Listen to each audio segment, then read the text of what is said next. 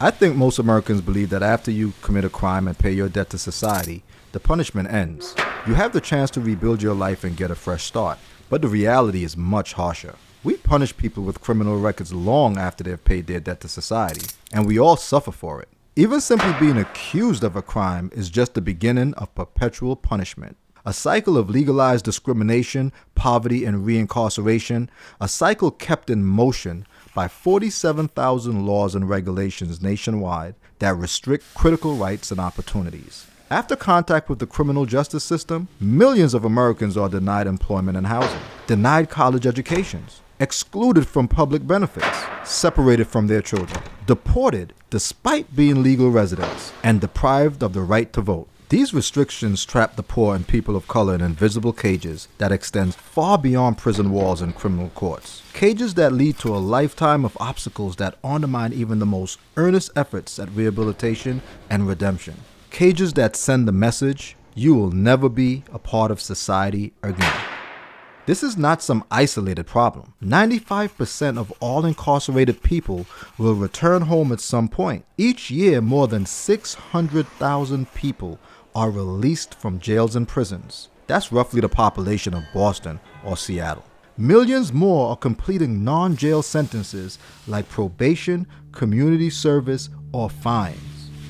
As reentry specialist at Brooklyn Defender Services, a public defense firm representing 45,000 clients per year, I work on the front lines to help people with criminal histories overcome their past and navigate the obstacles of their present so they can build a sustainable future.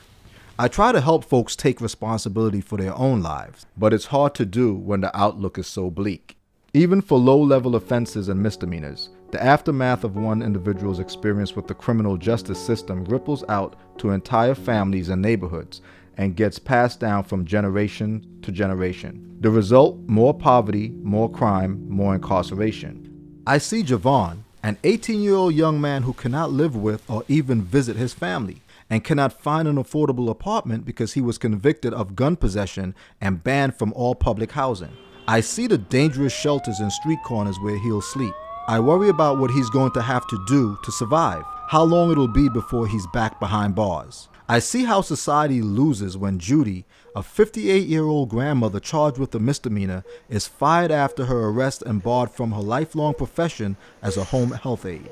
Unable to work, she's faced with eviction and can't support her family. When Malik, a 26-year-old father, is denied the opportunity to further his education because of the mistakes of his past, I think about how he and so many others are set up to fail. How a conviction on a rap sheet is only a snapshot of a moment in time, when all of us are dynamic, changing over time. The criminal justice system disenfranchises these men and women, preventing them from growing, from truly being free. I am among the very few fortunate enough to be living a second chance. 3 decades ago, I was involved in a crime that took the life of another human being.